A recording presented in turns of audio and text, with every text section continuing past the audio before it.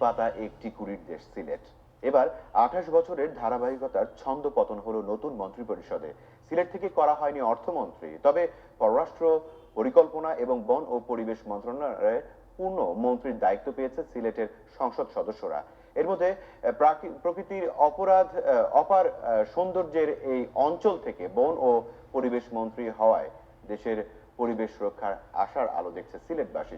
শ্যামলের ক্যামেরায় আব্দুল আলিম শাহ প্রতিবেদন।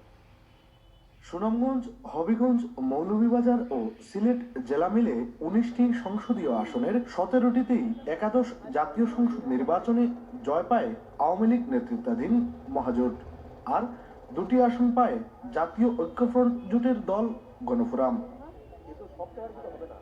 প্রাকৃতিক সৌন্দর্যের লীলাভূমি সিলেট হযরত শাহজালাল, শাহপরান আর শ্রীচৈতন্যের পদচারণায় পণ্যভূমি হিসেবেও পরিচিত। নতুন মন্ত্রিপরিষদে সিলেট থেকে এবার 3 জন পূর্ণমন্ত্রী ছাড়াও প্রতিমন্ত্রী হিসেবে দায়িত্ব পেয়েছেন আরো 2 জন। এর মধ্যে সিলেট 1-এর ডক্টর A.K. আব্দুল মোমেন পররাষ্ট্রমন্ত্রী, সুনামগঞ্জ 3 আসনের M.A. মান্নানকে পরিকল্পনা মন্ত্রী ও তৃণমূল আওয়ামী লীগ নেতা মৌলভীবাজার 1 আসনের সাংসদ শাহাবুদ্দিনকে বন ও পরিবেশ মন্ত্রীর দায়িত্ব দেওয়া হয়েছে।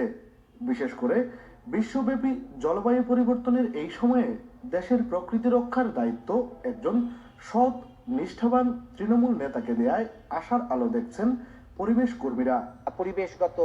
প্রতিবেশগত সমস্যাগুলোকে চিহ্নিত করে এগুলো সুরক্ষায় উনি ভূমিকা রাখবেন এবং সেই আশাবাদ রেখে ওনার নতুন যাত্রাকে আমরা স্বাগতই জানাচ্ছি। সিলেট সহ দেশের প্রকৃতি রক্ষায় তিনি অন্য যে কোনো সময়ের চেয়ে ভালো ভূমিকা রাখবেন বলে মনে করছেন পরিবেশ কর্মীরা।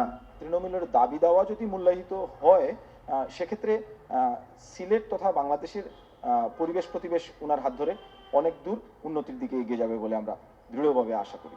জাফলং, রাতারগুল, বেচনাকান্দি, দেশের দীর্ঘতম জলপ্রপাত মাধবকুণ্ড, বৃহত্তম হাওর হাকালুকি কিংবা জীববৈচিত্র্যের নিসর্গ লাউয়াছড়া, রেমা, কালেঙ্গা, টাঙ্গুয়ার হাওরে পর্যটনের নামে পরিবেশ বিপর্যয়, বন ও পরিবেশ মন্ত্রী বিশেষ নজর দেবেন আশা সিলেটবাসীর। Abdul Alim Shah, SA TV, Sylhet.